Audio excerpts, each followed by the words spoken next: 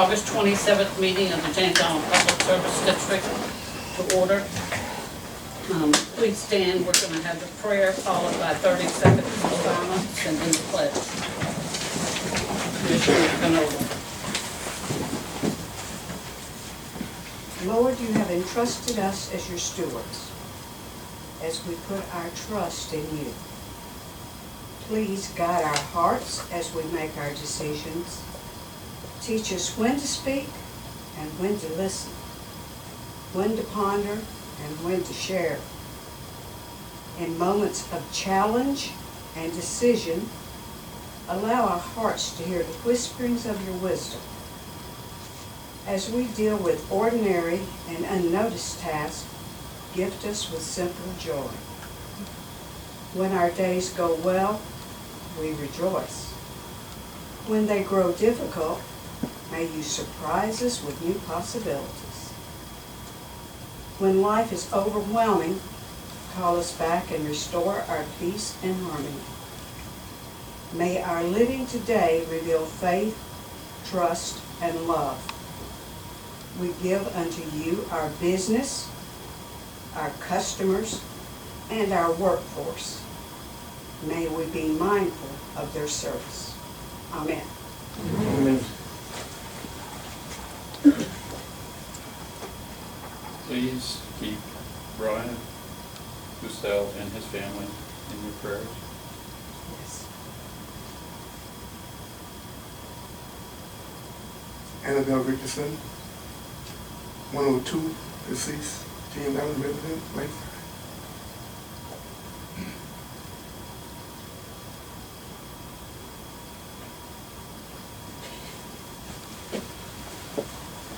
Pledge allegiance to the flag of the United States of America and to the republic for which it stands, one nation under God, indivisible, with liberty and justice for all.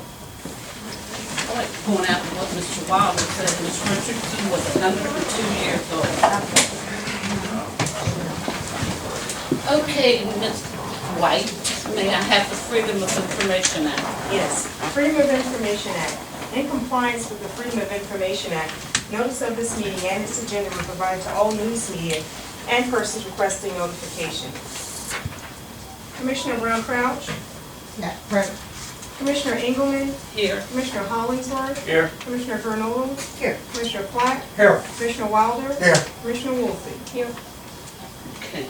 Next is our oral and written petitions. Before I do that, I want to thank the town council and mayor for coming tonight. We're going to move into the oral and written petitions. You have 3 minutes. You may discuss procedures and policy. You may not discuss personalities. Okay, who's our first? Alan Laughlin? Well, I'll try. My name is Alan Laughlin. I live at 847 Darwin Street, and I'm addressing these comments to the entire commission. As a representative of the PSD, one of the commissioners brought embarrassment, derision, and dishonor to the Point of order. PSD. You're not going to do that. You're going to move to another subject. Okay. Since this was a legal meeting of the duly established municipality, and the commissioner established that the commission was representing the PSD, I'm asking the PSD to vote to set aside the rules of procedures tonight and to vote to publicly apologize to the mayor, the council, and the people of the island for the unwarranted actions of their commissioner. This body would never have sanctioned these actions at any Point point. of order. You can discuss procedures and policies. I just asked for setting aside the rules of procedure. No, we're not going to do that. Okay? So I assume that this commission is not going to follow on with their own rules and regulations. All right? I am also requesting tonight that the agenda item 7, the resolution 1803, be completely read into the record before the vote and not to be considered just by title. The people here deserve to know what this resolution is about. And since I'm cut short on everything else, thank you. next, Ms. White? Robert Schumeyer. Good evening. Robert Schumeyer, 706 Creekside Drive. I've been filming a long time. I want to bring up one subject, and that is the removal of trash. I think it's time for us to send out the bulletin again, saying that other cans and other different containers will not be picked up other than put in the truck, because people are losing them. And we've got new people coming into the island all the time. I think we ought to let them know what our rules and regulations are. The other subject I want to bring up is that there is a message that's going around out in the field saying that if you elect me as a commissioner to the Public Service District, I will vote against the $6 million fire station. I think that is dirty politics. No kidding. Thank you. Marilyn Clifford. I'm Marilyn Clifford. I'm a resident of 811 West Madison Avenue for my whole life. And I would just want to get some clarification on how the new fire station that I think is now going to be up in excess of $6 to maybe a possible $8 million. Who and how is it going to get paid for? That's my concern this evening, and I hope it gets addressed in this meeting. Thank you. Thank you. Anna Walston. Hi, Anna Walston, 954 Neighbors Drive. Good to see everyone again this month. I have a couple questions that I'm sure many will be addressed, but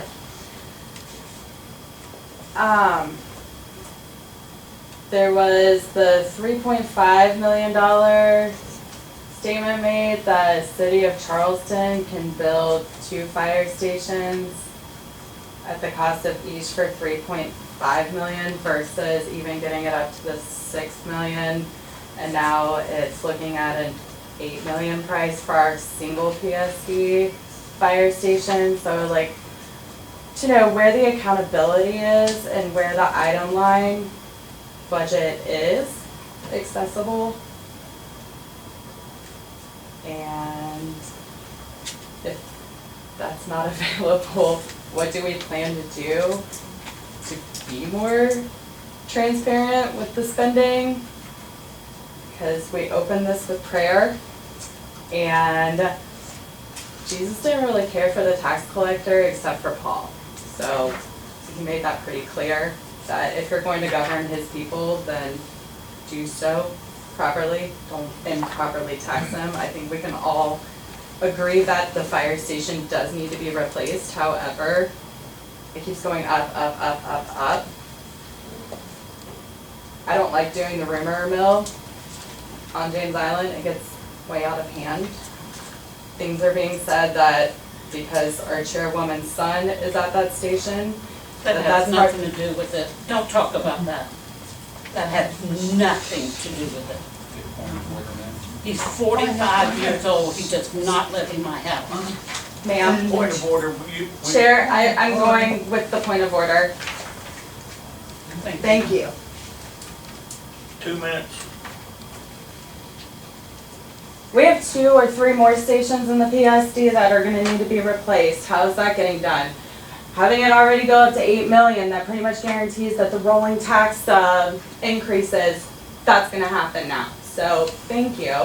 Thank you for ensuring that you can continue to raise our prices with the 2019 Charleston County tax increase coming also. Let's see. Clarification from the previous meeting from Charleston County's presentation about when is the groundbreaking actually happening to fix Signal Point Road. Also, how much of our tax money is going to pay for every time we have to relocate any of our equipment out of here to the Food Lion parking lot because of flooding on Signal Point Road. 10 seconds. Let's see. Yeah, it just isn't making 3 sense with minutes, the money. Madam Chair. So thank you. And it says 3 minutes, by the way, on the sheet, not 2 minutes. He just told you when you were asking me as warning.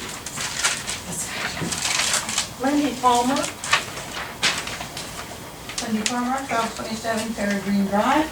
Nice to see you all here tonight.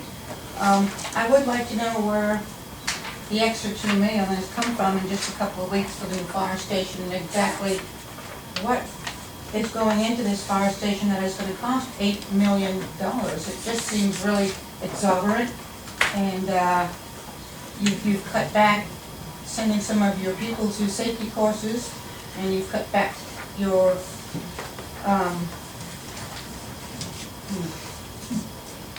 pickups to once a week instead of twice a week, which is really no problem. I don't think anyone's had a problem with it.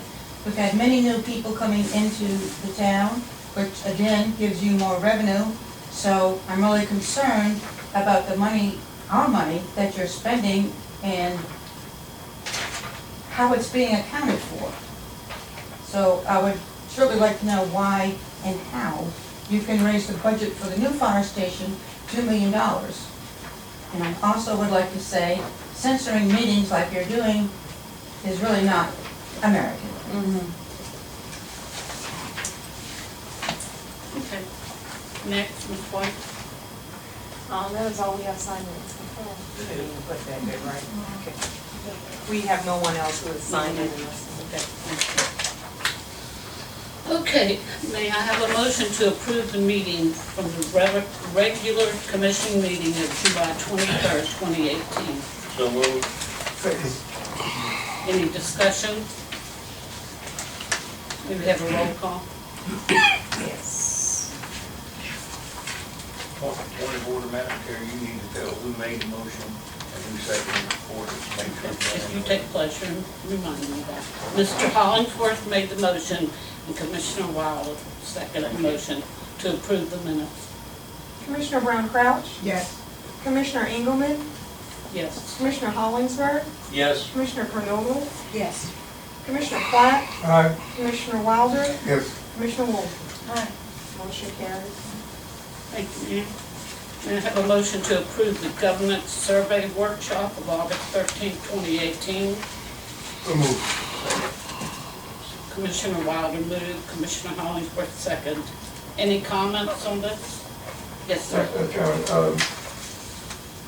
item 3C, at the end of it, the motion carried 5-1.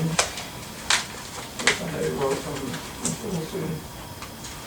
I read that I could not be here for the meeting, otherwise there would have been at least 2 votes. But is it accurate?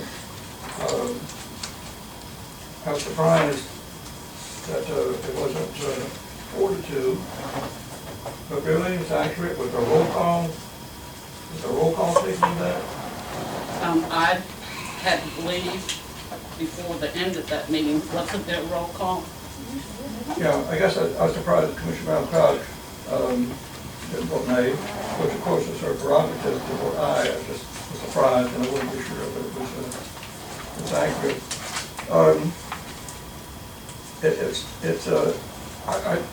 Since you asked for comment, Madam Chair, I think that such a very unfortunate, unhealthy precedent when the commission elects to go into executive session without a valid reason. Perhaps the facilitator wanted to do it, but when I read the summary of that workshop, there's nothing that jumped out as warranting executive session. I think we should always aspire toward more transparency rather than less transparency. And I just bet that if the South Carolina Press Association knew about this, they would strongly object. Thank you. Go ahead. The reason that we made an executive session, because some of the discussion that we were going to be talking could have been personnel's names used or positions used or something of that nature, and that's the reason we went into executive session.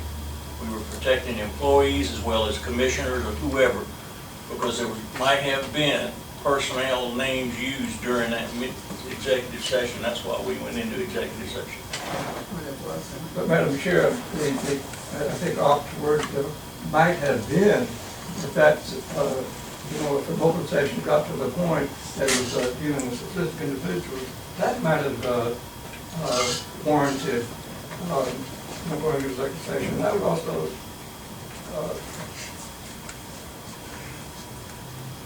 on this television program, 60 Minutes, last night, there was an interview with the late Senator John McCain. And the interviewer asked him how he felt about the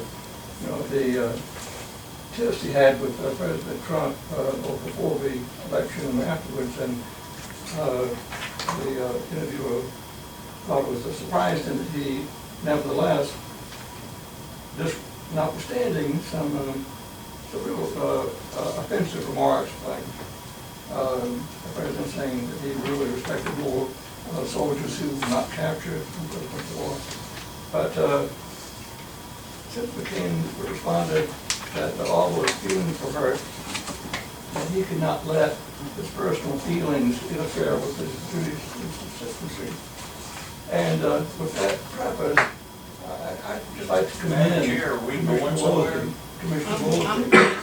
You know, even though my feelings were hurt by something she said to me in the parking lot several months ago, I can't let that affect my service to the constituents.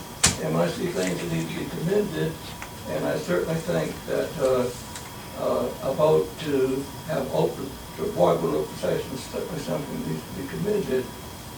You know, for 25 years, I've been a strong proponent of transparency, and as long as the commission, I expect to continue to be such a proponent. Well, I think it addressed to commissioners blurting out inappropriate comments, and I thought that needed to be addressed, and it needed to be addressed in a private session. I agree with you. I support any president, Democrat, Republican, whatever. I did not support Mr. Trump and his comment about POW. My father was one, but I duly noted. And what?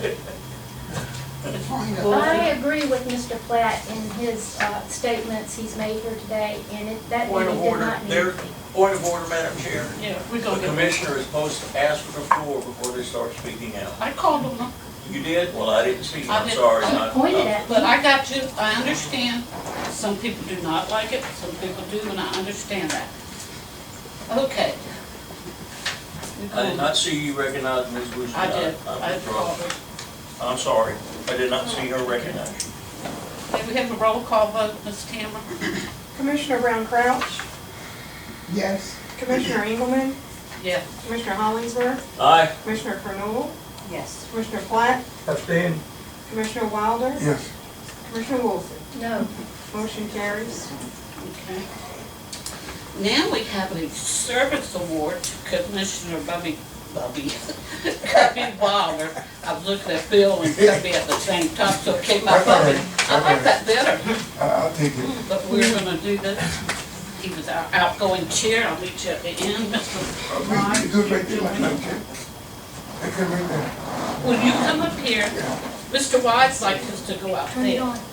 Is that what you It's prefer? easier for the pictures. and he's gonna join us. Well, He is? I'm gonna have to do it. Yes, he is. All right. Let me, Commissioner, disturb you again, please. Okay.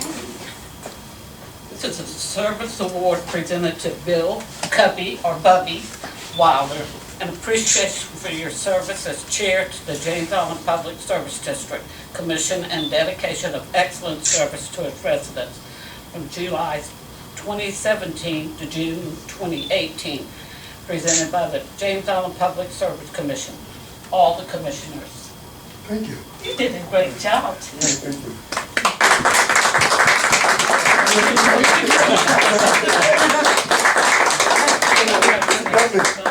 Lovely. Yeah. Cubby, will you take a picture with Mr. Wise? Oh, sure.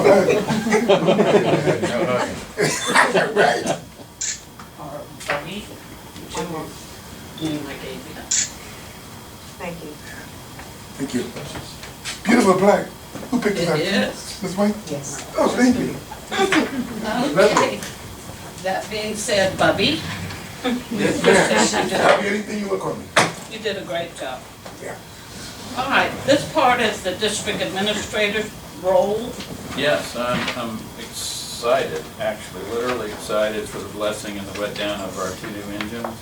If you all are interested, it will occur outside. That's where everybody I'd like to move out that is so inclined to do so. I will be out there. There will be a blessing and a wet down of the engines that we put in, are getting ready to put into service. We have our fire department. Y'all like to join us outside? Love for everybody to join us, but we don't have to.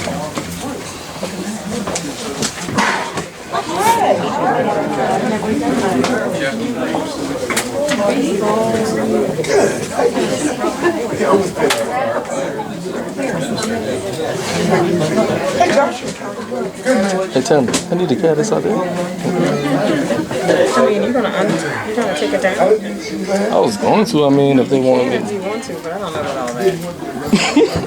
In the house, how you doing? We're gonna need security. You never know.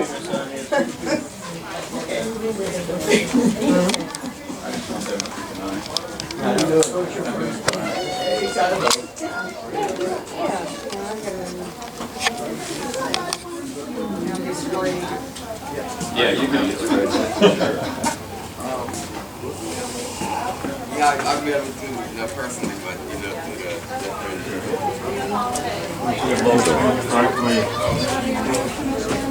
You can stay in it. I've never seen this. Yeah, they just squirt you with a hose. It's really kind of sad.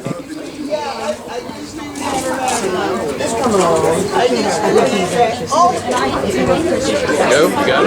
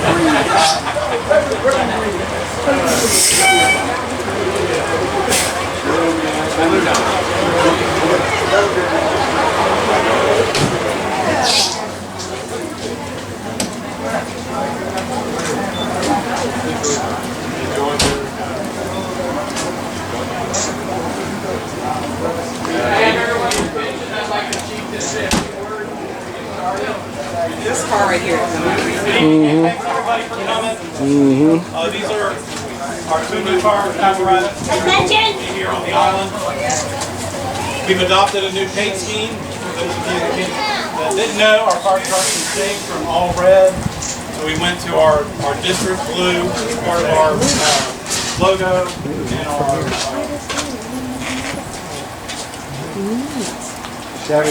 branding. Thank you. And our branding now, so we have the district blue that's on top, and then the red on the bottom.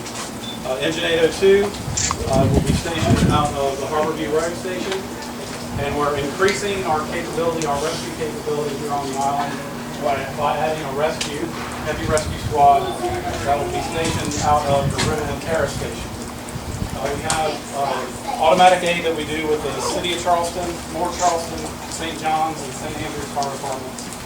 So part of that, our initial response to a single-family structure fire is 4 engines, a heavy rescue, a ladder truck, and 3 battalion chiefs. By changing and having this heavy rescue here on the island, we will have all but one battalion chief as part of our first response package to the single family truck and fire here on the line. So it's a really nice compliment. We appreciate all the work behind the scenes from our administrator, our finance folks, all the folks in the fire department, the commission, and especially all the taxpayers. We really appreciate you guys allowing us to have such nice equipment and be able to serve you so well. If I could ask Reverend William Green, one of our former captains, come up and bless the fleet for us. We really appreciate it. Chief, it's indeed an honor and a privilege to be out here this afternoon. I retired from the fire department 5 years ago. My first day on the job was July the 5th, 1973. It is awesome the way times have changed. Time maybe have changed, but firefighting technique had to keep up along with it. I admire firefighters for what they've been doing. And before I get started, I want everyone to just say a silent prayer for Brian.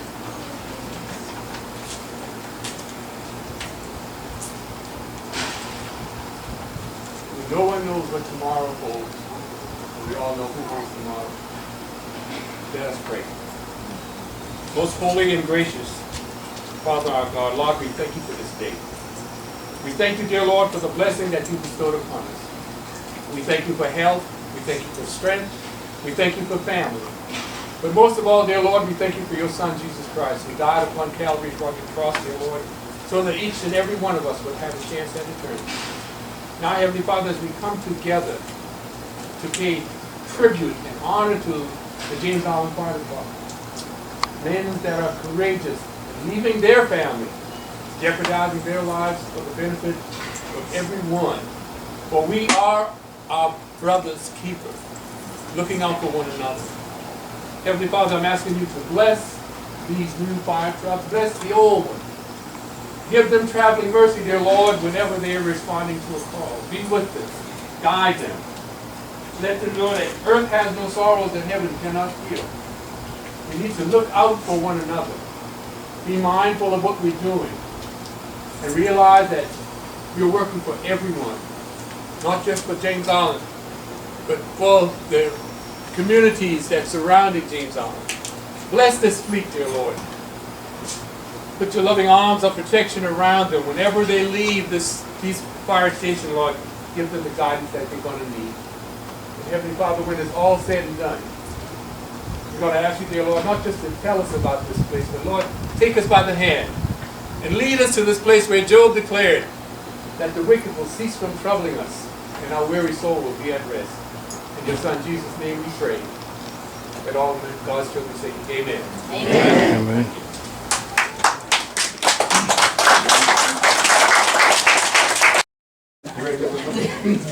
Right now with all the their stuff. Yeah, I'm like, oh, I am so sorry. It's like, it is 7 p.m. I'm ready to be done. You're like mine.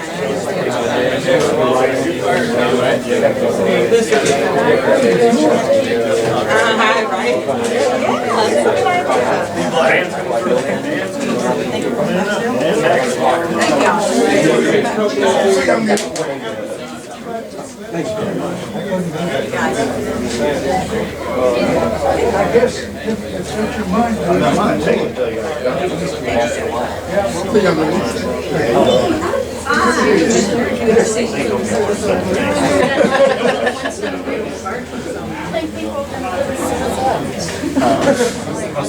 I don't think it'll fill it. Excuse me, sir.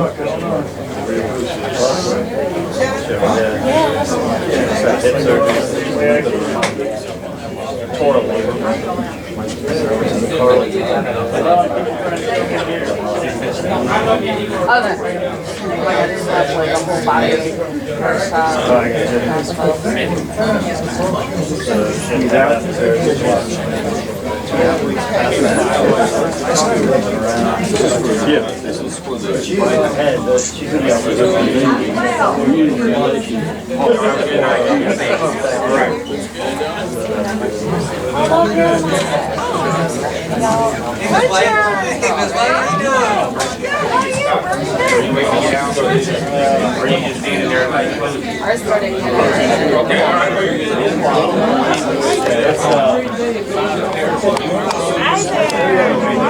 Yeah, how are you doing? Thanks for joining us. Oh, yeah, briefly. I've been the right choice. Yours, I can't see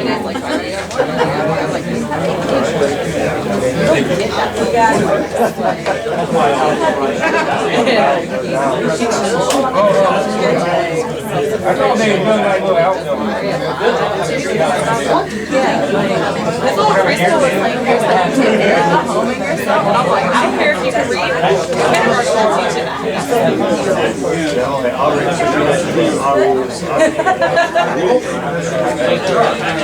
Kindergarten will teach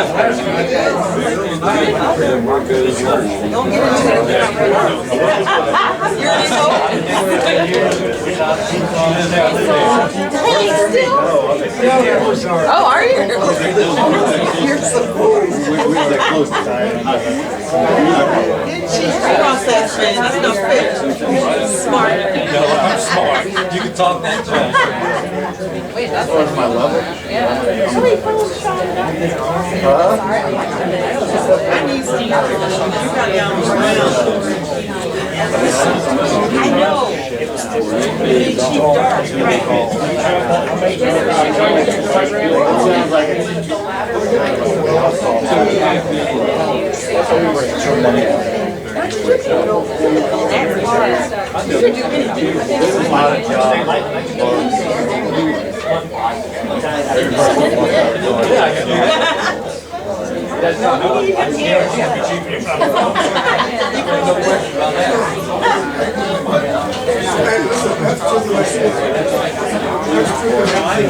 Oh, I'm sorry, we are standing by your chair. Oh, that's all right. That's all right, we're stretching our legs. We're gonna be sitting plenty.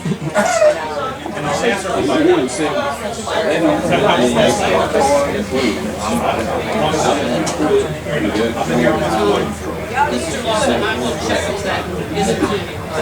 I thought this one. Yeah, I just want to know where you're going because I'm familiar. Yeah, and those are. Okay. So this is. Not even the taxi.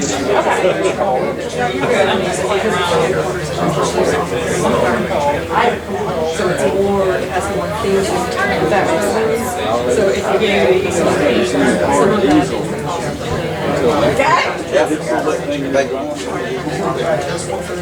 Okay.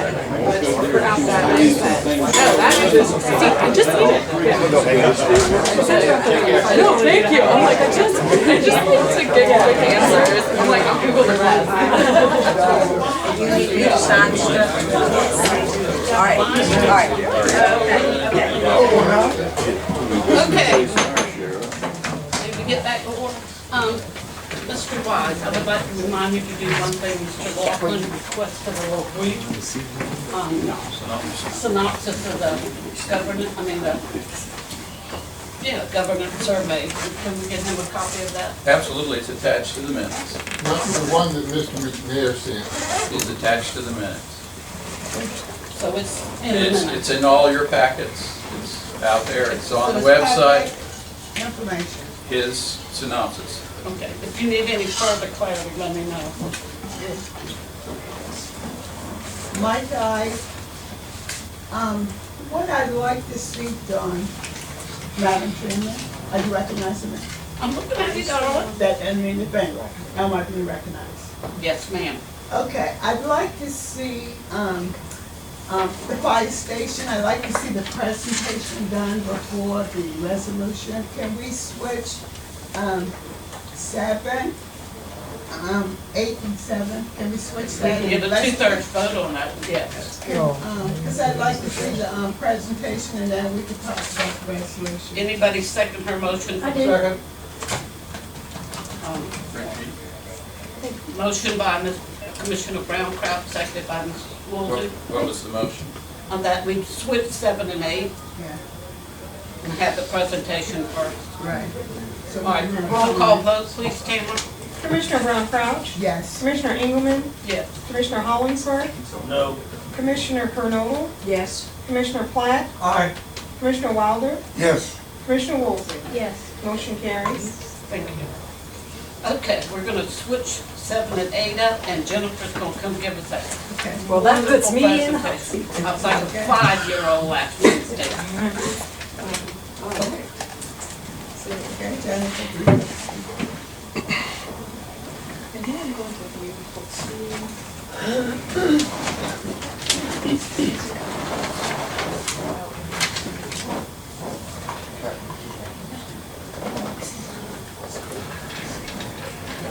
Dave, could you get Ms. Woolsey a chair? And y'all holler if I'm blocking anybody's view. Greetings, good evening, Commission. My name is Jennifer Charzewski. I'm a principal with Leolio Architecture here on James Island, and we've had the privilege of working over the past 5 years with the Commission for certain project planning and studies as you've gotten ready to get to the point of building your new fire station number 1. So we're excited to be here tonight to share with you the initial schematic design of the station. This represents us being at about a 15% progress point, so we haven't done the full engineering and construction documents to bid, but we're moving along and we wanted to show you where it's headed so we can get your feedback and blessing to move forward. So I'll keep my presentation brief and then allow for questions of items we might not have covered. So for anyone who may not be familiar with the site, in the larger context here on Folly Road, right across from Nativity Church, this is Prescott Street and the Walmart's about down here. So this is the site of the fire station, and if you go to the next one, this looks at it in more detail. So right now, this part of the site is undeveloped, it's wooded, and this part of the site has 2 single-family residences, which we understand Habitat Restore has been out to salvage items for that to be donated and used in Habitat for Humanity houses, and that portion of the site is clear. So we have a survey done of this site, that was actually done before it was purchased, a preliminary look at soils, we've had an arborist out to look at the trees, and we've done our layout. The program for this fire station is 12,500 square feet. And so that might be important. I want to address, if I might, some of the budget questions that were raised during the public comment as well. As the headquarters station, this will have 3 truck bays compared to many stations which have 2. And in addition to the firefighter quarters, it will also have the PSD Fire Department Administration, Chief's Office, 2 deputy chiefs, and a training classroom that will serve all the PSD firefighters for training, as well as some of their mutual aid partners that come through joint training. So this will be the new headquarters, and it replaces the station that has been on Camp Road for 6 years, give or take. So if you'll go to the next slide. These are just some views of the site to just bring your familiarity to it. There's the site there, and the next one. This is on Folly Road heading north. So this is the site over here. And the next slide. So we all know one of the biggest things on James Island is protecting our trees. So that drove a lot of the design of the site. We also endeavored to keep a 1-story site to be as cost effective as possible and to minimize firefighters going up and down stairs or poles or slides. Everyone has a different belief. It's very contentious among firefighters, slides versus poles. You wouldn't think. So a 1-story station, and we needed to fit parking, not just for the firefighters on staff, for people that might come to the station for assistance, as well as the firefighting trucks from other PSD stations that would be coming for training. So this is what we see along Folly Road, and it has a buffer setback that will be vegetated, and this is a live oak tree, a few water oak trees, laurel oak trees. This is a beautiful 38-inch red oak tree, and this is probably the best tree on site. It's a 46-inch live oak tree that's in good condition. So those were all designed around so that they will be saved. And the reason I'm pointing that out is to locate the site where the trucks exit onto Folly Road. Per the DOT requirements, we either need to line up with this driveway or this driveway. So if we were to line up with this driveway, that would take out both of those trees. So that was a quick and easy decision made. Because of how busy Folly Road is, we could only have the trucks exiting onto Folly Road. So anyone else entering will come down Prescott Street and enter the site in the back. as well as fire apparatus returning from a call, will enter into the back. And then this allows them to pull through the bay and be in a position to respond as quickly as possible, and tax everybody else through here. So there are some visitor parking spaces here, firefighter staff parking spaces here. The site approach is to be as green as possible and employ all the stormwater best management practices, having impervious pavers for parking spaces to help. We know that stormwater and flooding is a major issue in our location, and we can't take it seriously enough. There will be areas of bioswales, bioretention, rain gardens, all of these names for ditches with plants in them that help filter the water. Excuse around the me, site. Jennifer, Yes, ma'am. I need to ask a question. So, based on what I'm looking at, what you're saying, the fire truck will only be able to come, it's gonna be like a one-way? Yeah, to come out? To come Yes, out. ma'am. One Because way only, correct? One way only to come out, Okay. because they're not gonna wanna have to back in off of Right. Folly Road. Okay. So it'll be one way only to pull through. Okay. And you'll see on the next slide, I'm gonna go to the floor plan and show where everything is. Okay. But to point this out, generally, this wing has that headquarters I told you about, the training classroom and the chief's offices and the public entry. This middle portion has what we might think of the firefighter quarters, the bunks, the kitchen, the day room. This is the truck bay. And then this piece on the side has the support for the trucks, which I'll point those rooms out in the floor plan. But it is sited to protect all these grand and protected trees, and we'd like to keep this area as natural as possible. We're continuing to work on our parking. So if you go to the next slide. So this is the floor plan, and as I mentioned, this is a bigger station than some of the ones that were mentioned during the public comment. So you see the 3 truck bays. I'm going to start with the most exciting part. The things that will be housed here are the ladder truck, which will probably be in this bay. The fire safety house, which is, you've seen it, it's a large trailer that's used for safety demonstrations that's pulled by an F-350. And then there's room for 2 more engines. It might be an engine in a battalion truck. You could fit 6 engines in here. The spaces on the side are the storage and supplies for the station.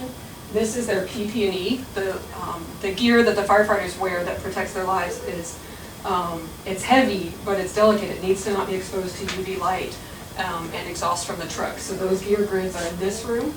The decon here, where they have equipment to clean the PP&E gear, clean up after responding to an incident. And then the SCBA breathing compressed air to fill the breathing apparatus. Coming over here, the public entrance, there's a lobby. This is, we say, are the 3 chief's offices, publicly accessible bathrooms. When I say public, generally for people that are coming to training, meaning it's not for the firefighters that are living there at the station. This training classroom can be set up for 30 to 35 people, so it will serve for the PSD central training for the fire department. We have a bunk room back here, 3 toilet rooms that each have a shower and a toilet. And then this day room and kitchen area. There's a battalion chief's office, a captain's office. And then this is what faces Folly Road. So we'll go to the next slide. Actually, do you mind going back to the last one? I forgot to point out a couple of things, which is about efficiency. It was a lot of work to get all of the program pieces put into, to keep the footprint as small as possible, because we've known budget is a consideration from the very beginning. That's why you don't see a lot of corridors. There's a straight shot from the firefighters right into the bay. They're as close as possible to be responding to time, and this is as compact as possible. And we can pass this model around. The other thing I'd like to point out is we know the truck bay needs to be higher than everything else. So this smaller, it's a lower wing that's to be adjacent to the neighbors, to be respectful of the scale of the neighborhood. And there'll be a front-facing Folly Road, a public access at both the front and the back, and then you can see the 3 bay doors. I don't know if any commissioners want to pass this around, if you've all got a chance to see it. So the next slide.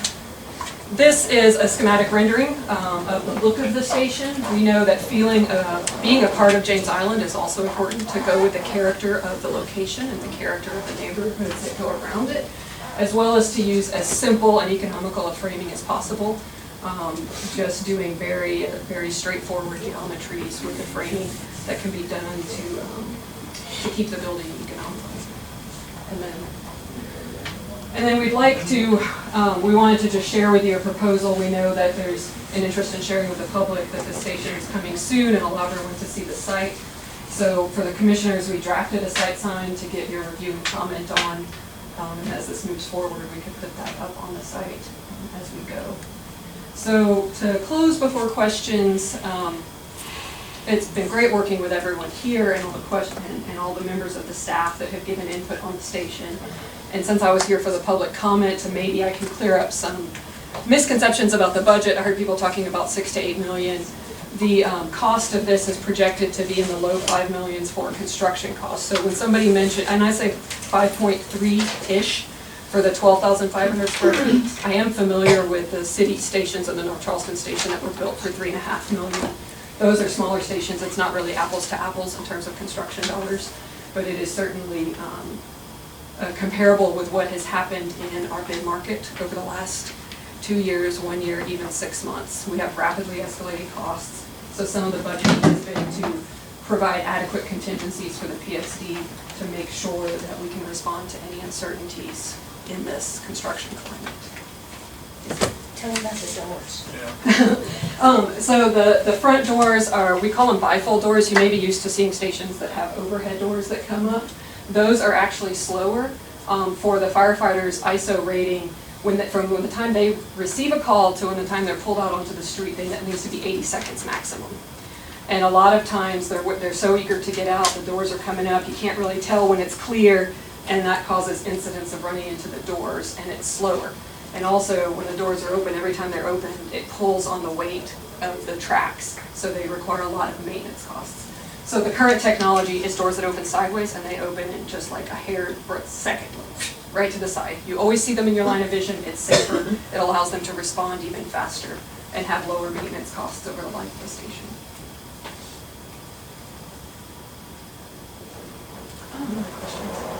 I'm very concerned, and I know this is just a model. You've got tremendous roofs here, all rainwater coming onto a flat roof, and a flat roof over here, and I see that as a potential problem. Yes, ma'am. The roofs that, they are low slope, so it does have a slope to the roof that in the model it looks flat, but it would be sloped to drains. And we have the ability to capture, with gutters or other mixed systems to get the water to funnel it through. Because collecting that water appropriately so that you don't have any roof issues long term and to get it to the stormwater program will be very important for us. Do you have any figures you can put up to just give us some kind of, so people can kind of see what? I don't have them in this presentation, for which I apologize. We are, so I mentioned about 5 to 5.3 million, or we'll call it 5 to 5.5, we'll use broad numbers, for the direct construction costs. When we put this out to bid and get the lowest qualified bidder, that's our target, that it will be at or below that. There are other soft costs, as we call them, which is the purchase of the land to get the greater than 1.5 acres right on Folly Road in the right response area.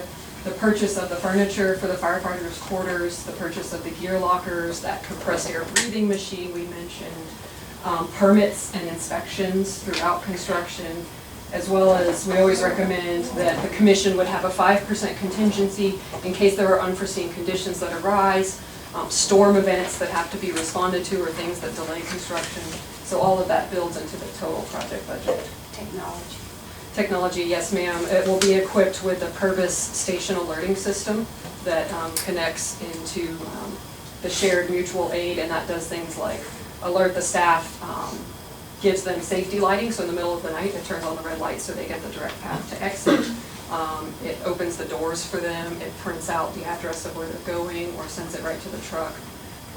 So there will be, and technology for the training classroom. So Jennifer, real quick, just explain to them with the light. You probably have no problem getting the lights, the flashing light. Oh, yes, sir. Would you mind coming in?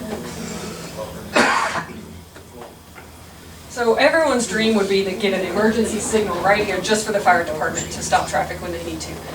We do have a meeting with SCDOT later this week, but what we've heard is that's not going to be possible because the church has 2 signals already right here for their school zone crossing. We just can't put another signal in between. But we will be talking to them about the possibility of connecting those signals, so that Purvis Station alerting system, when it goes off, it could alert these signals to maybe flash red and stop traffic, so that the fire department can exit safely. Because it is a major safety concern, because when the fire truck pulls out, if someone's not looking and doesn't see the big red truck and the flashing lights and plows into it, I think the fire truck would not suffer as much damage as the other cars. We want to protect this public safety. Yeah. I think the presentation, I like what I see, and information is power. And I think that if we had some figures, it's just, along with the presentation would make it really, really, because I'm visual and auditory. I like to hear it and I like to see it. And so I can make a real good decision when I have all the information. So to just give me part of it, then, it leads me to, I have to sit and try to figure things out, and I don't feel like that's what I want to do. I want to kind of see things so I can really... And I'm sorry, I know that if y'all had received budgets before, we're still operating off of the same one, so I don't know if that's part of the commission packet at this time or not. It was during our budget process. But I like to see figures, that's what I'm saying. That's what, okay. Well, I think what her desire tonight was to show us what the station looked like in the process. But the numbers have been quoted many times. I don't know where someone got 8 million from, but, we pretty much stayed within our budget guidelines. Commissioner Woolsey? Two things. Back to your picture, and I know this thing, and I think we talked about this. I got to thinking about wood fire station, and I think we should have a fire station that's not very flammable. And I would like to see a material that's not very flammable, other than wood, stucco or tabby or something like that would be fine with me, or hardy plank siding. Another thing is, let's talk about the two jurisdictions you have to work through. No, is it possible? She doesn't know that yet. She knows a lot about it. No. Let me ask you, is it possible to build a building between two municipalities? We are doing some work to uncover, would we have tripping wires and what would they be? What we think some primary tripping wires might be the building straddles, so there'd be two building officials, two fire marshals. Could there be an MOU between those two entities? That might be a possibility, but I can't say that that we fully understand. We have a point of order on the floor, so that's fair. We have 3 that have not asked questions, so do the 3 of y'all have any questions? We are waiting to hear from Mayor Tecklenburg with his letter to let Mayor Woosley know whether that piece is going to come into the town or not. That's all we're waiting on. Yeah, and let me tell you, when you do meet with Mayor Tecklenburg and with Mayor Woolsey, you take the town liaison from each one. Well, I met with him, myself and Mr. Wise went downtown and talked to him. He said there was no problem on their side, they just had to get the paperwork from their legal department, and it's going to be passed over to us. Well, he told me, but anytime you meet with them, you take the town liaison from that specific thing. You don't meet with the mayor by yourself. I don't think we would get that. Well, you might, but, okay, Mr. Platt. Yeah, Mr. Chair, a comment directly associated with the presentation. I find the wood rather appealing, and I'd like to thank, and perhaps the architect confirmed this, that it's a wood that's highly fire retardant, I guess, treated, or something that is extremely unlikely to combust. It's a very good question on both counts as to what the siding is, and if you'll let me elaborate a little bit, try not to go on too long. The apparatus bay we plan to build out of CMU masonry, so it's as durable as possible inside. The other wings we would like to build out of metal stud framing, so it's as light as possible in terms of the weight on the soil. So the exterior cladding, yes, it could be a wood such as cypress or carbonized wood that is rot resistant. The building is sprinklered, will be sprinklered. So in the event of a fire, that would help with the building. But there are also siding alternatives, as Commissioner Woolsey mentioned, that could be very good to use for the project. Hardy siding, maybe even a terracotta or harder siding. So we will be evaluating those in our next phase to come up with the best approach for the dirt. It has to be durable and low maintenance. I think it's beautiful, and I would think we would want to approve, a structure that would be inviting wood, natural wood, and I think some efforts would be made to preserve the trees around it. A place that would for a pleasant go to for a dangerous job. Okay. Go ahead, Jim. I'm open for questions. One thing we talked about Wednesday that I love, this is the PSD's logo on the front of the building, and it will have a 1 on it for Station 1, rather than having a different sign outside that says Eugene Ball PSD Station 1. And I really like that. But there's one thing she kind of glossed over that really impressed me, is there's a porch on this that faces the highway, and it either has a planter or a fire pit or a fountain that hasn't been decided on yet. But it's off the training room. But I love this porch. Well, I glossed over it just in that we want to under-promise and over-deliver. As we're looking at the estimate, that is something that may need to be an alternate to see if we get bids in where the PSD feels that it fits within the budgeting. That would be great. It may not fit within the budgeting, but Commissioner Engelmann is referring to this right here, that it would be nice to provide a screen porch because part of a firefighter's older members, they're being out in the community and being there to help people and demonstrating their service and being out front. It would be a nice feature, but it might be a bid alternate. We might be just hoping to see how bids come in, whether that can be included.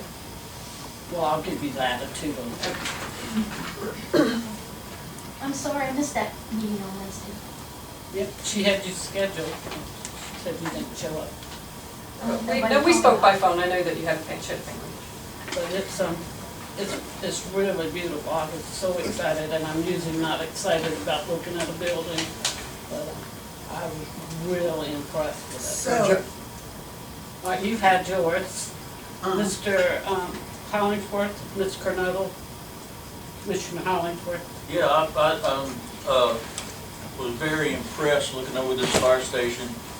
As being a firefighter for this department at one point in time in my life, the stations that we had to work out of, we would have given our left arm to have something like this.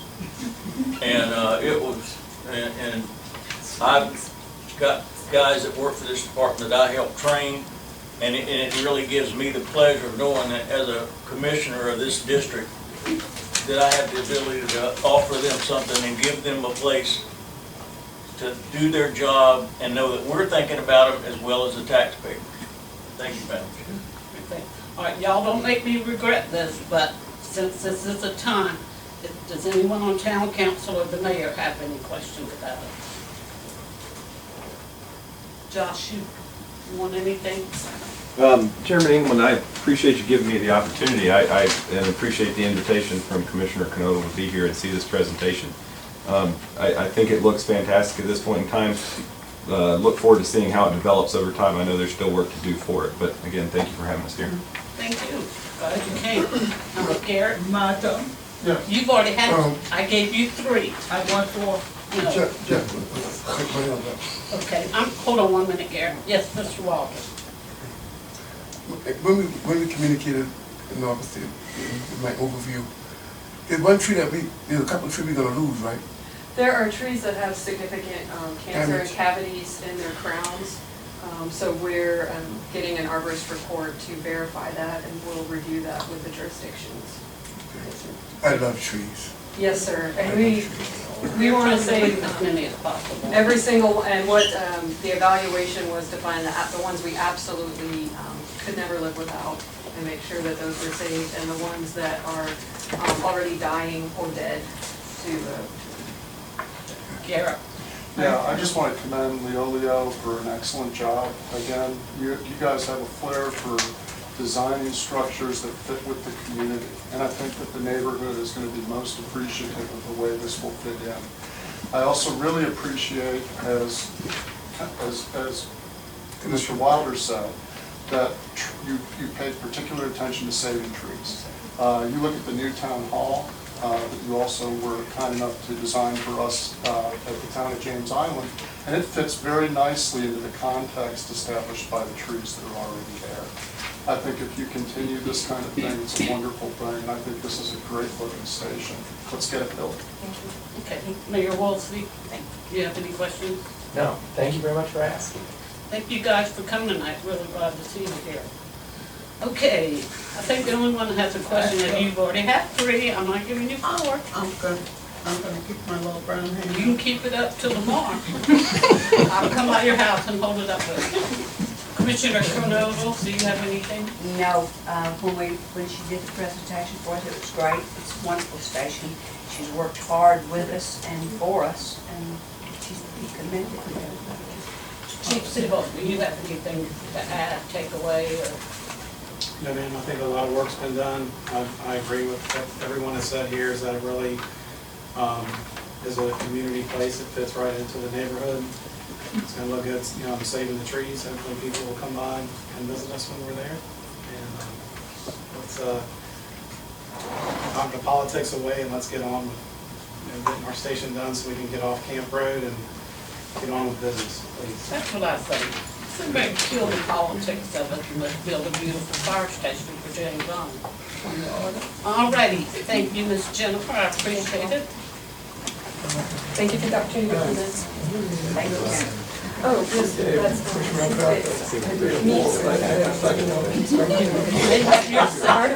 Jennifer, we have a question.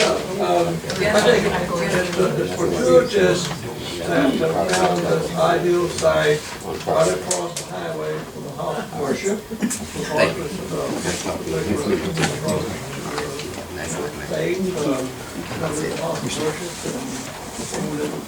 Need maybe to be in a sacred place to have that proximity. I think considering all factors, the district administrator has spoken with the priest at Nativity. And, you know, the one on Station 1 right now is 2 doors from a house of worship. But I think everybody's tried to really work within the boundaries of being a good neighbor. And I think from what's there right now, this is going to be a tremendous improvement to a wooded lot and 2 nasty rural houses. I'm sorry, if you live there, I apologize for that. Mr. Chairwoman, may I address one other point that wasn't mentioned in the presentation? I'm just going to stay within the town. Okay. I think it was good to let the town speak, but I'm going to stay within the town. Okay, thank you very much. All right, so flipping it over, and number 7 is now 8. I think I'm going to the district manager for this. Now, what? Don't look at me. Oh, did I say manager again? Yes. And you know, in my head all night long, I said district I respond to administrator. hey, I've said that in my head since I left my house, district administrator. No, just administrator.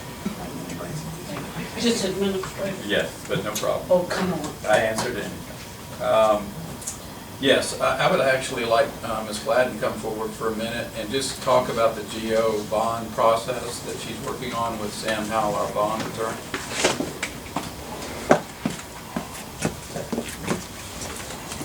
Like Mr. Wise stated, we work with Sam Howell. He's our bond attorney. The first thing that we're going to do is, before we issue general obligation bonds, we'll do interim financing. And that'll be generally on a 1-year term. And should it exceed that period, we would just up the interim financing until we had a better idea for the total amount of the GO bond we're going to need to issue. So right now we're providing information to them. We're also working with a financial advisor on the district's finances. And they will be leading me and us in the right direction on what's best for the district and how that we issue financing for this project.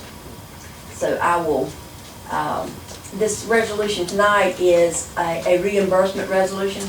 It just states that we will reimburse ourselves for expenses that we incur up to the point that we do interim financing or issue the GO bond. So if I can have a motion?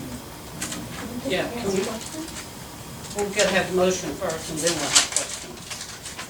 Make a motion, we accept the resolution number 1803, James Island Public Service District for reimbursement of funds for Fire Station 1's capital project. Okay, we have a motion from Mr. Hollingsworth. I second that motion. We have a motion from Mr. Hollingsworth that we accept the resolution number 1803 authorizing the reimbursement of funds for Fire Station 1 capital project, and seconded by Commissioner Robert. Now, any discussion to each? Yes, ma'am. Will we be getting any federal loans on this? Are we looking at any of those? I don't, no, not federal loans.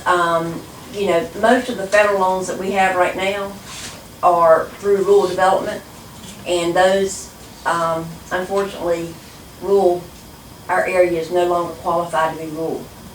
And so we just don't qualify for those. So it will be a general obligation bond sold in the market. Okay. Ms. Brown Crouch. I ain't got nothing. Wait a minute, I got to faint first. Okay, anyone else have any questions for Ms. Gladden? Yes, sir. Oh, hold on. This is on the motion in general, but not the question. Okay. No other I have questions? a question. Where does this 8.2 million come from when we've just heard numbers of 5 and 6 million for this? Why is it going to cost $8 million? Well, from my understanding of what I just heard and reading from documents, the 5 to 5.5 is going to be construction. And 1.4 is going to be for land. So we're already up to 7. And then we've got soft costs. We've got architect fees, engineering fees, equipment, I'm sorry, not equipment. Technology, we've got furniture and fixtures, permits, and I think there's a 5% contingency in there, only 5%. Makes me nervous, but again, these numbers, this is just the max. As soon as the bid goes out and we receive the qualified bid, you know, we won't go to that amount. We're only gonna go to the amount that, you know, that the bid comes in at. And so that may lessen some of the other cost. It just depends. Does that answer your question? It still seems terribly high. 5.5 for construction, $1.4 million for the land. So I that's, thought we paid less than $1 million for that land. No. we had 3 lots. Yeah. So that's, Like 900. It was a little over $1 million, just for, it was like 1.4 million for the 3 lots. There's 3 lots. Right, so now we're up to 7 million. And again, a 5% contingency, so that's 250,000 or, you know, something like that for, on the contingency side. And then, you know, the technology and the furniture and fixtures and things like that. Engineering costs or, and architecture fees, all those are based on that. Mr. Wise. You said you didn't want to ask anything now. You take No, your word I back. changed my mind. You know, I'm 78, I can change my mind. I'd like, Susan, remember when we sued the county, we got the $400,000. I thought that was supposed to go toward the fire station. What happened to that money? We've spent that money like 3 times over. We've already, we had to pay attorney fees, closing costs, just, you know, it's a lot of things, 400,000, and also we had attorney fees associated with that as well. But yes, we've got that 400,000, but we've already applied it toward, costs we've already incurred. Oh, but I thought that was especially for the fire station. It is. We had it. It is for the fire It was in station. the budget, especially for the fire station. And it is restricted for the fire station. And I mean, that's, when y'all have set aside that money for that, and we watch it. So it is in there. Okay, Mr. Wise? I just wanted to state that the budget for the last 3 years has addressed this fire station. Last year's the 8.127 was in the budget, clearly defined. It was discussed during the budget process, the costs and expenditures. The land was discussed in executive sessions on multiple times by the commission, and they all can't give me guidance in the sense, but they did give me some understanding of what I and the attorney could negotiate. We brought each one of those prices back into executive session, and the consensus was that they were somewhat acceptable and allowed me to proceed. And I have minutes to reference all that. And it was a majority vote on all 3 of those executive sessions. May Yes, I ma'am. add that we were, Sir? that we didn't want to do eminent domain on a couple of the property, Right. with the problem we was having with a couple of those with residents that didn't want to sell. So, and we didn't want to do eminent domain, so we had to, we give the administrator permission to negotiate that for us. Right. To get the best result without doing eminent domain. Which was Which would have reported, been hard too. which was reported in the executive session. Yeah, I thought they were more than fair, even the people in the houses. They were willing to work with us, they did what, you've had your 2 I was gonna unfortunately. ask Robert a question. Well, Robert's not presenting this gladness.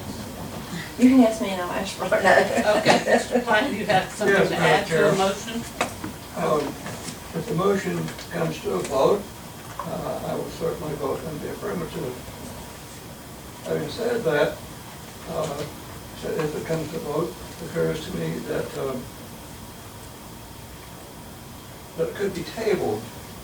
I'm not making motions that it be tabled. However, I think Commissioner Rampassi still has some questions, and she indicated she'd like to see figures, perhaps all the figures of sheet of paper, which would not be necessary for me. I don't think it's an unreasonable request, and if it were a consensus to table consideration of the resolution for just one meeting, I would support that. It's unfortunate that we have to wait a full month for the next meeting, and that's a manifestation of the extremely unfortunate decision this commission made in the past year to go from 2 regular meetings to 1, be that as it may. Before I came on. Okay, well, I think if you table it, it's gone, so you might be requesting a postponement of the vote, but we'd have to have a majority vote for that. Yes. I'd like to remind everybody that if we keep postponing this thing for another meeting, for another meeting, for another meeting, you're looking at the cost escalating on this. Yeah. And this resolution, it says it will not exceed $8.3 million.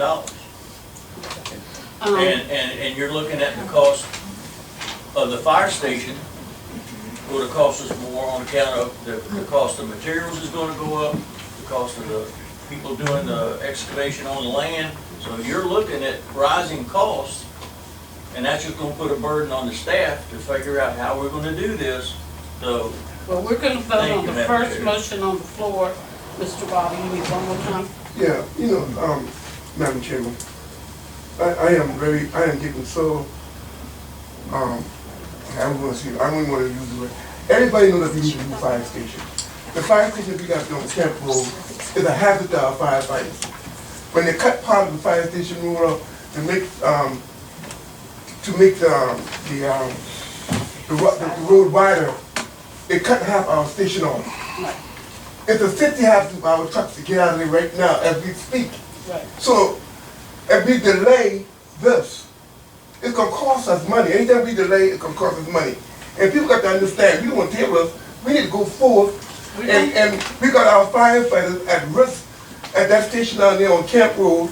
Plus the fact, we need this new station now. And we got the commissioners know we need. They go around talking about. Breathe. They go around talking about. I want the fire station, and then when they come, they don't want to vote for it. Oh, that makes me so angry. I'm upset. Ms. K, call the vote. Thank you. Call the question. Wait a We're minute, gonna Mr. vote on the Wise, motion on the floor. Excuse me, just one, I think Ms. Gladden has some I'm input about going the to her chair. right now, before we vote on the motion on the floor. Okay. I just wanted to point out, this is a reimbursement resolution that a GO bond requires.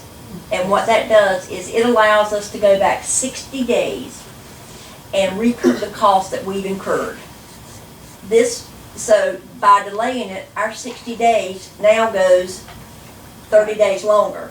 And so this is only a resolution to say we're gonna reimburse ourselves.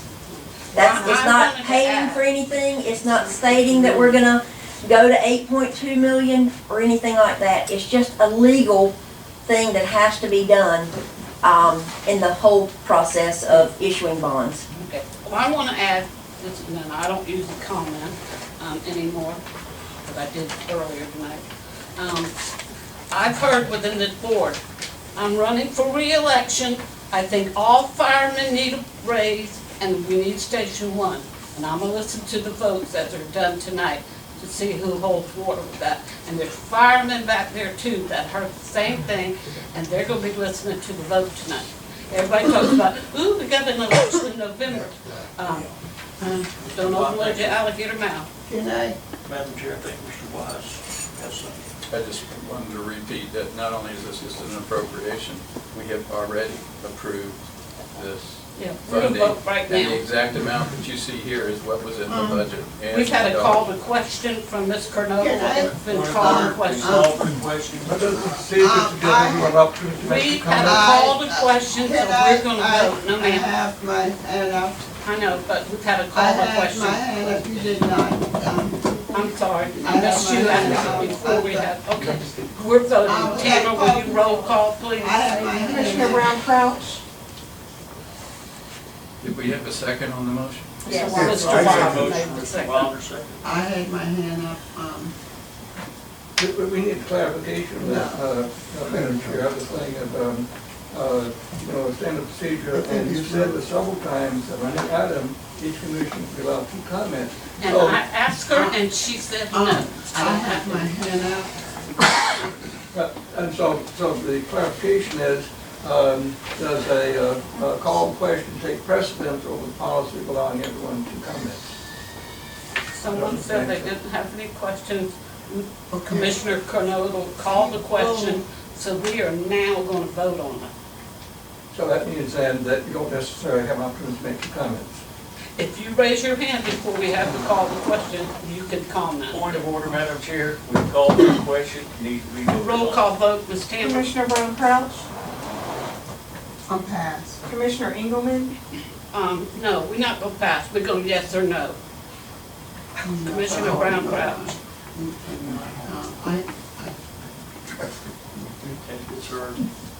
That's my brother. Don't stand in front of audience of firemen saying, I think all, I know, I will have my say about everybody of this chair. No point of order to me. When you say every fireman should have a raise and we should have the new Station 1, so. Ma'am, what did you have Call to for the say? vote. Go to the vote for the next. Commissioner Engelmann? Because I'm embarrassed to be here. Commissioner Hollingsworth? Aye. Commissioner Cornell? Yes. Commissioner Platt? Aye. Commissioner Wilder? Yes. Commissioner Woolsey? No. Commissioner Brown Crouch? No. Motion carries. Thank you very much. Now, Madam Chair, may I make my second comment now? I don't get Yes, you to may. express myself. I'm gonna have somebody treat me like I'm in kindergarten. I don't think so. I'm done. That is rude. I'm not gonna, I'm not a head. I understand how you feel, but please. I mean, you can't even ask, I mean, we got the quality, we got somebody here, I mean, we can't even ask questions. I mean, why am I here? I've been here for 20 years. I have never been treated like I'm some. Madam Chair, this is case in point. Commissioner Rogers pointed out that it's a core system of the years, and I've been pushing the Clayton Fire Station line for as long as anyone here. But the point is, we're not asking for indefinite. My rationale was that perhaps by just postponing this, one meeting would give at least one commissioner opportunity to look over figures, and then perhaps there would have been at least a 6-to-1 vote rather than 5-2. Ideally, it would have been unanimous, and that's why I think it's unfortunate that, we didn't listen to Commissioner Brown Crouch and perhaps. Okay, but I asked her if she had any questions, and she said no. She probably didn't understand the opportunity. All right, we're moving on to the next item. We have a parliamentarian sitting here, what's her? You actually have not yet voted on the resolution. The only vote you took was to close debate. So we need to make a motion to approve the resolution. I thought that was your motion. Again, I make a motion to approve the You moved resolution. it. You haven't voted on it. What we just voted on? We No, you voted on the call. To close debate. So now we'll be done. Put the motion back.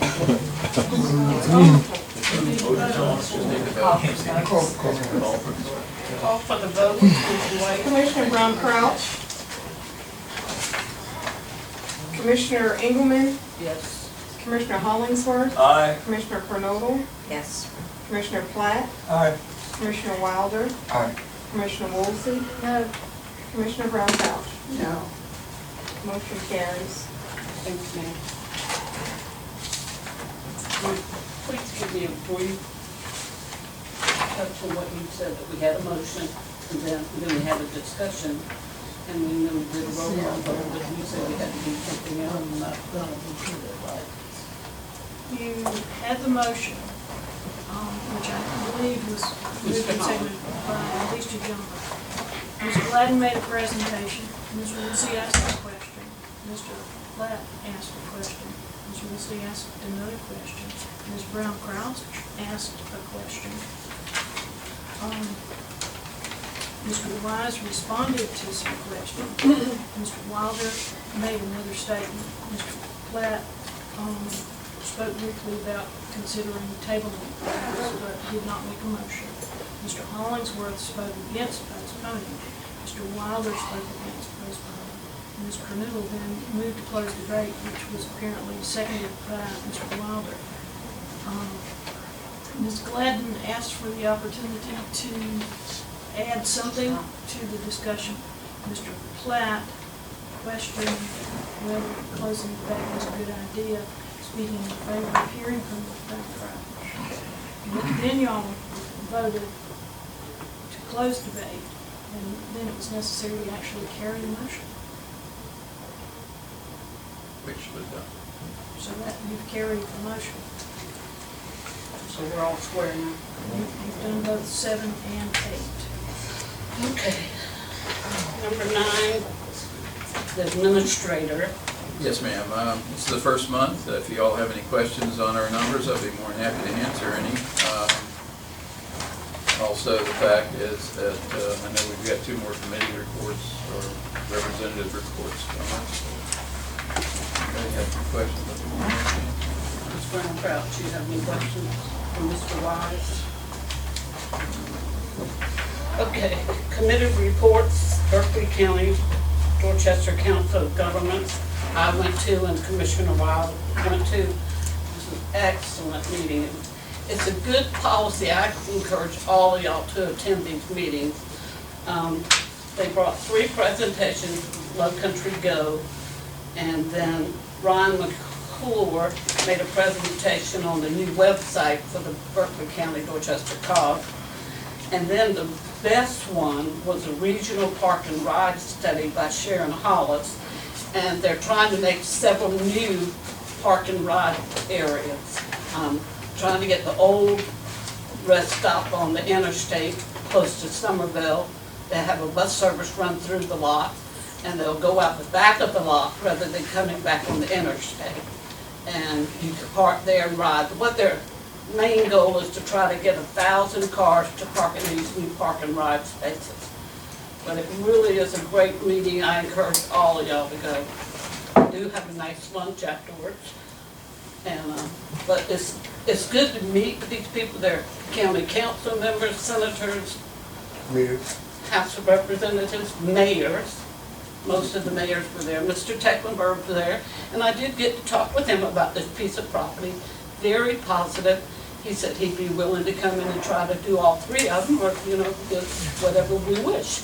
But very good meeting. Okay, Mr. Wilder, your intergovernmental meeting. Yeah, the intergovernmental meeting met at Town of James down in town, the new Town of James down in Town Hall, which is very lovely. Mayor, I just got to comment, you did a good job. What y'all planning, did a good job on the new town. I love it. You know, I love it. It's very, very nice. Anyway, the topic was drainage. And as everybody knows, we got a drainage problem on the island. Signal Point Road, this area came up in the meeting. We got drainage. I got to make a comment, but the ditch is not being cleaned. It's causing really a number of our flood areas. Ditches are not being clean, and you got all these other agencies, the DOT, county, and the municipality don't really have the equipment really to clean these ditches. But county council, public works, and should be cleaning in the town. The city of Charleston is saying that they are doing better to getting grant money to find more funds to, and I know that's the problem. The ditches, they ain't getting the funds to clean the ditches, and that's why we have the problem. Some of the problem we have.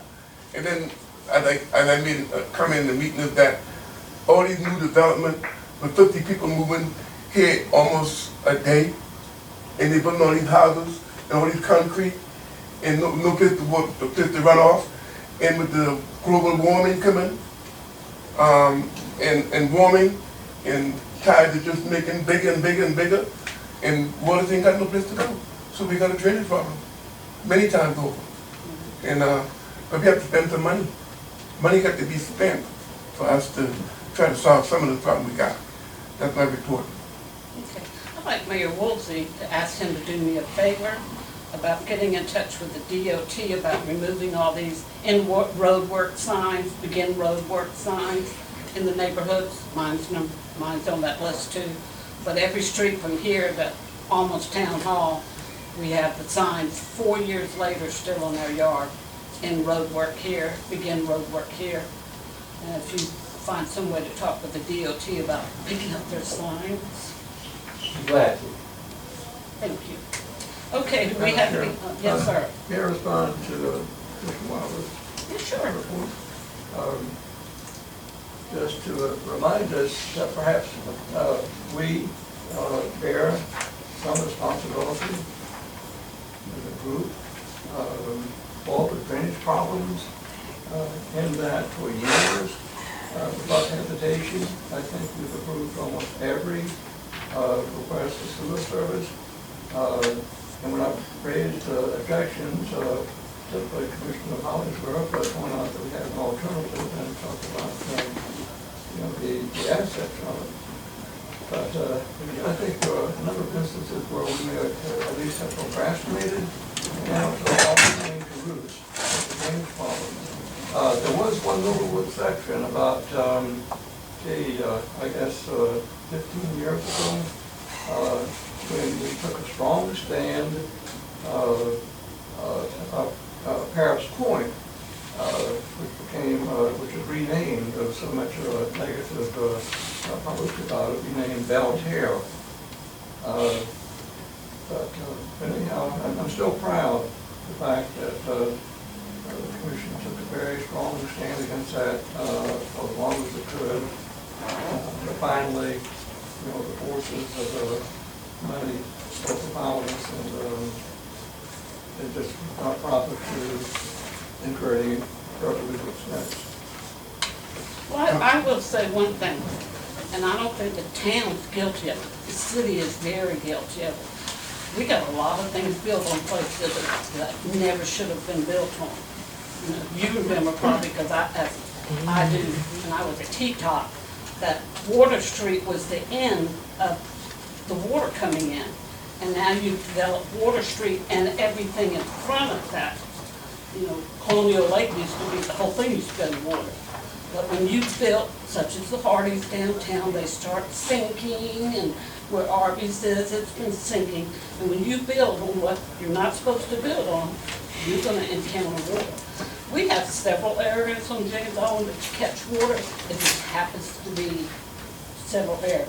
But I don't think it's extreme, like, oh my God, serious. It is dangerous. I saw this place during the hurricane. But I think James Island as a whole has done an excellent job in building, allowing building permits and all that. Well, they take a lot of that into consideration. So.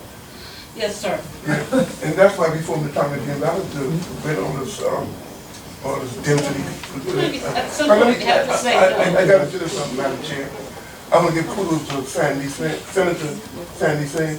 She was very astute in that meeting. She was sitting on top of a lot of the issues that go around locally on James Island. She was well aware of what's going on, and she is trying to find funds, and she's really beating the DOT around the edges to try to make them do better, because DOT like to point fingers that is this person's job, and then they ain't doing nothing, and then they overworking the Charleston County public work people. They're out there trying to do it, and then some of our people out there, some of our local people out there cleaning, our people are working cleaning, Yeah. and cutting limbs and stuff. Well, I would say Senator Sin, Representative McCoy, the town council has done a good job of getting on top of the problems and addressing how they can be fixed and acknowledged. Because you first have to acknowledge them before you do anything about them. So, you know, we've got good representation there. Yeah, what I'm especially proud of trying to give them the sidewalks and the bicycle path. They do an excellent job on that. It's great knowing you can shower and walk down the sidewalk and not play dodgeball with a car. Okay, Mr. Holmes, and Thank you, then we're Madam going to close it out. Yeah, I'd like to piggyback on Commissioner Wilder's statement. I had a constituent call me the other day and said that he appreciated Mr. Wilder and myself pointing out to Mrs. Sin his address.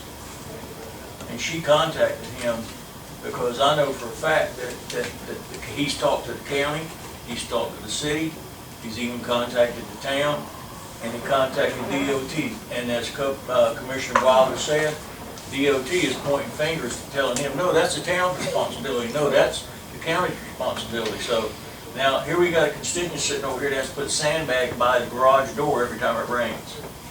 So she has gone through the neighborhoods and gotten permission to use these people as examples. So. And I have to agree with you. The intergovernmental meeting, what I saw between the town and the senators and everything, they are trying to address it, but they're going to keep getting stonewalled by some of these people out there. Well, you can't have 300 years of overbuilding and correct it all. No. Okay, we're going to close this out, Ms. Tamara. And number 11 is unfinished business, which I think there's none. I'd like to know why my agenda items are not put on the agenda. Ms. McFadden. It's my understanding that the chair ruled dilatory based on the actions taken at the meeting in August, June 21st. and that the other one was already, a fourth one was already on the agenda according to the chair. But our rules do not state that you just can't, the chairman can pick and choose what she wanted on it, and whether they talked about it before or not. It just says I can put items on the agenda. And well, we did talk about and nothing in there says that, you know, we've discussed it before or whatever, or it's dilatory. And I've looked up this word, and I don't see how this word applies to anything of the sort. Well, one And I thing handed the you my Representative response, I McCoy, want you to Ms. look at it. Woolsey, Apple, Representative McCoy bill hasn't even come out of committee. We don't need to be doing that. You asked us about the resolution with town. They haven't even met and discussed it yet, so we don't need to be discussing it. The budget, they presented tonight. The second item was tabled in June, which means once we tabled it and we had a majority vote, it was gone. This is a different thing. You tried to second guess what I was gonna talk about, and you got it all wrong. We owe the town a Second-guess favor. you work too much for the town, and you're a public service district commissioner. You need to be working for this body. Over, done. Point of order. Madam Chair, may I? I'd like to make a comment, Madam Chair. Let me get Mr. Hollingsworth first. I would like to Dad. point out that part of dilatory, it states in there filibustering is considered, and that's what we end up having to do. An agenda item is not a same thing as filibustering. Yours is over. And that's what it states in there. If you'll read all the way through the meanings of it, part of it says, be carried to filibustering, and that's what we end up doing every time. We go back, we've already decided something, and we have to go back and question it again. And we have to, if we decide in order to do it, then we go back and question it again, and that's got to stop. I agree. Mr. Thank you, Platt, Madam Chair. I'm gonna get you, but he asked me first. I'm gonna get you.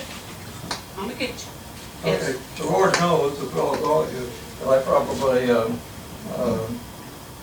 disagree with Commissioner Mosley more often than I agree. But nevertheless, I think when any commissioner makes a reasonable request for an agenda item, that it should be honored. You know, and if we as a group decide to vote it down, we can vote it down, that's all. But you know, we shouldn't muzzle others just because we disagree with them. I didn't disagree. McCoy should present his own bill to us when it comes out of committee. I think he's trying to do something good and get the contiguous understood and get more homes into the town agenda.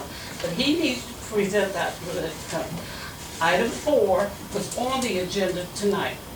Item 2 hasn't even gone to town council yet, so we shouldn't be second guessing what town council's gonna say of it. And item 2, we tabled. Ms. Brown Crouch. Madam Chairman, I wanted to tell you that I'm very insulted by your behavior. And I wish that you would think about, you've been doing a pretty good job with the meeting, but you are getting to the point where you feel like you just controlling everything. We were elected by the people. We are here to express our opinion on whatever. Now, I asked tonight about, I wanted to see figures. I'm visual and auditorial. I mean, it was as if I asked somebody to do a dance. I asked for figures. I think that we as elected officials have a responsibility to, for information. Information is power. When you have information, you can do and make whatever decision you want. I mean, you know, you get here, well, you can't, twice, you have answered twice. Some people. Rules and procedure y'all voted on before I came on the board. But let me say this. I'm gonna ask Mr. Wise, I'm gonna let you finish. I'm gonna ask Mr. Wise, are you gonna talk only or are you gonna listen to what I gotta say? Point of order, Madam Chair. Mr. Wise, will you put this on the next agenda and bring us a printed out statement of what the budget was for the fire station and how it was set? Madam Chair, may I remind you that when a point of order is called, all discussion stopped, nobody else says anything? I was asking a question of Mr. Wise. I know what you were doing, but I called for a point of order, and you know what the rules say when it comes to a point of order. You know, I had people all the time saying, I've been on the board for 15 years. Well, as I say, you've done the same thing for a year 15 times. Y'all appointed me as a parliamentarian, and if you're not going to listen to me, then I will resign from it tonight. You were a parliamentarian, but not to run the board meeting over the chair. I didn't interrupt y'all when y'all were chair, and You know, I'm just trying to gather control of like herding cats. And somebody's got to say, okay, you had your question, take yours and yours. We have a call to question, move on the floor, and somebody's got to be able to herd the cats. Now, you know, maybe I'm not good at it, but I'll be happy to quit anytime y'all bring a motion to the floor. 'Cause I'm just dumbfounded that we act like 5 years old, and I didn't get to speak but once, and you know, just because you've been on the board 20 years, 30 years, 40 years, it's like I said, you've done the same thing every year for 20 years. Ms. Wilson. I make a motion, we remove Sandy Engelman as chair of this board. Yeah, you wanted me off the board altogether, and I'm racist and sexist. Okay. Second. I don't care. It's not on the agenda, so why are y'all bringing it up? It can't be brought up. What other we on number 10? We're finished, we're getting We're ready on to have a number motion 12. to Number adjourn. 12? Number 12. Okay. We're having a motion to adjourn. Any newspaper or correspondence, Mr. Wilder? Make a motion for adjournment. Motion for adjournment by Second. Mr. Wilder, seconded by Mr. Hollingsworth for adjournment. Roll call vote, please. Commissioner Brown Crouch, Yes. Commissioner Engelmann, Yes. Commissioner Hollingsworth, Aye. Commissioner Kernodle, Yes. Commissioner Platt, No, because I would like to have an opportunity to vote against such an inappropriate motion. Commissioner Wilder, Yes. Commissioner Wilson. No. Motion carries. Thank you. I'm just trying to get to the point.